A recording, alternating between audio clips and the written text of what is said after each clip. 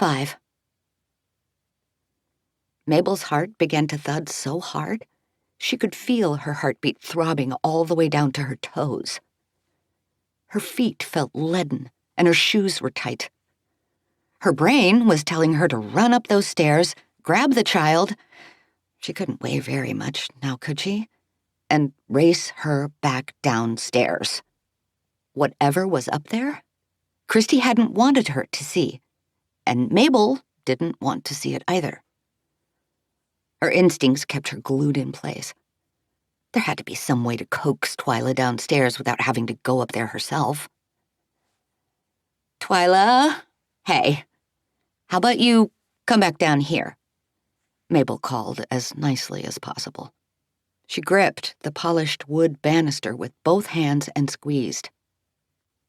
"Twyla? Twy?" No answer. "There are more cookies," she coaxed. "We can watch TV together." Silence. "Twyla, I need you to come back downstairs. Upstairs is off limits, okay? I'll play any game you want. Come on, anything you say, just come down." Mabel knew it would be of no use. She had seen how this kid treated Christy. She was obviously used to getting her way. There would be no asking nicely. Oh, what a disaster. Mabel realized she had 2 options: strike fear into the kid, or go up after her and drag her back down. "Twyla, I'm going to need you to come back down here right this instant," she shouted. "If you don't, I'll give you a spanking." A spanking? Where on earth did that come from? Nobody spanked kids these days. Even Mabel's own parents had only done it once, maybe twice. Mabel could hardly remember. Besides, Mabel was just a babysitter, not a parent. She knew she had no right to touch somebody else's kid. But she was also feeling desperate. Still, no sight of or sound from Twyla. Mabel was going to have to go upstairs. She took a deep breath and gathered her courage. Why wouldn't Miss Thomas have wanted them to go upstairs? There had to be a rational explanation, like it was messy, or there were dangerous tools laying around, or Mabel couldn't think of anything else. Actually, she could think of something. Christy was a serial killer, and the bodies of her victims were strewn about upstairs. Dead. Maybe alive. Mabel imagined severed body parts, and people held like animals in cages begging to get out. It couldn't be that. Twyla would have freaked by now.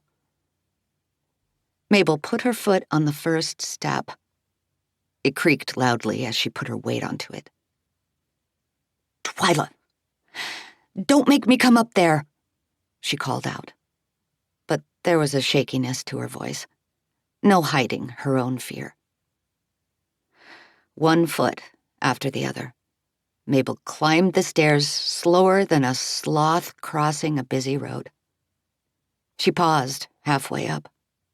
It would make more sense to go fast, she thought, and grab the kid and run back downstairs without ever looking and seeing whatever it is Christy didn't want me to see. She psyched herself up and was about to break into a sprint, taking the last few steps 2 by 2, when she heard something that made her breath catch in her throat and the skin on the back of her skull tingle. A voice. Someone upstairs. Someone whispering. Mabel strained to hear. From beyond the doorway to the room Twyla had disappeared into came a voice, low and raspy. "We can do it together," it said. Then a reply, this time clearly Twyla's voice.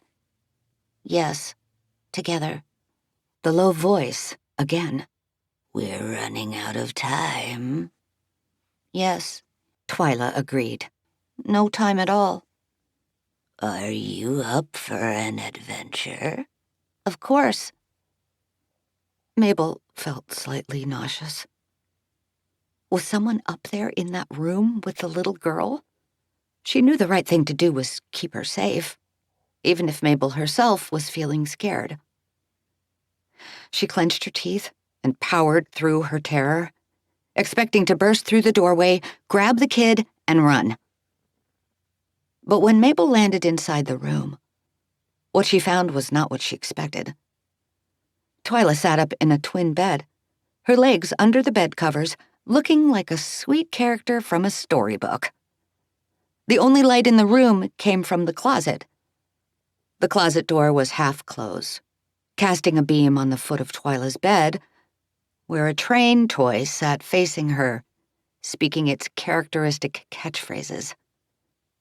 As Mabel ran up, Twyla leaned forward and popped the train on its smokestack.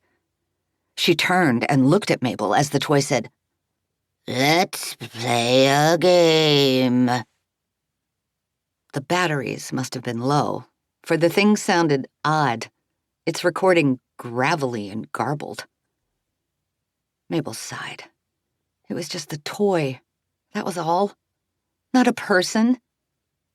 She looked around the room. No body parts, no cages, no one but Twyla and the toy. The curtains had been pulled closed, so the room was mostly dark, but Mabel saw nothing out of the ordinary. Just a little girl's room.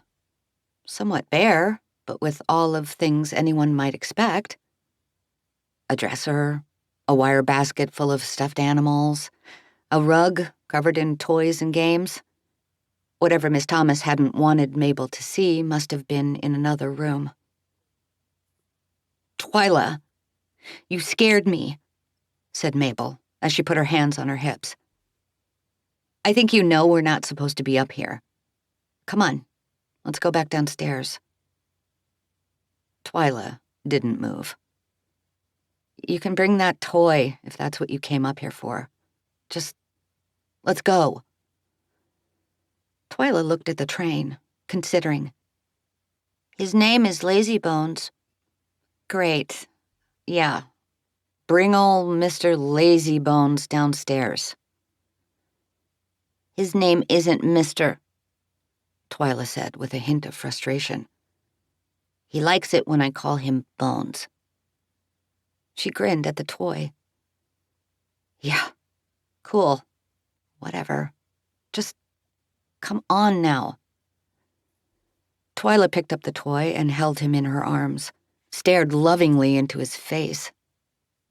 Mabel's eyes, on the other hand, wandered around the room and up the wall and eventually landed on the wallpaper border that sat against the ceiling. She had to do a double take when she realized what was printed on the faded paper. The wallpaper border was designed in panels that repeated over and over. A sequence of scenes featuring a middle-aged man doing inexplicable things. In one scene, he was crawling on all fours. In another, he was running while looking over his shoulder. He was on his knees, begging at the sky. He held his face in his hands in despair. In every scene, he looked scared out of his mind. What the heck? Mabel stopped herself before cursing in front of the child. "What?" Twyla asked, curious. "That's messed up," Mabel said, pointing to the wallpaper. "Doesn't that creep you out?" The girl shrugged. "I kinda like it." "Seriously?" Twyla giggled as she slid out of bed, the train toy still in her arms. "We can go downstairs. I want more cookies." Mabel sighed. Finally. She went towards the closet door, intending to turn the light off, when the girl shrieked. "No!" she screamed. "I want it on! Keep the light on!" Mabel stopped in her tracks. "Fine," Mabel said. "Jeez." As if in response, the light inside the closet flickered. Needs a new bulb, Mabel thought. but she didn't investigate. Without ever looking inside, Mabel followed Twyla down the stairs.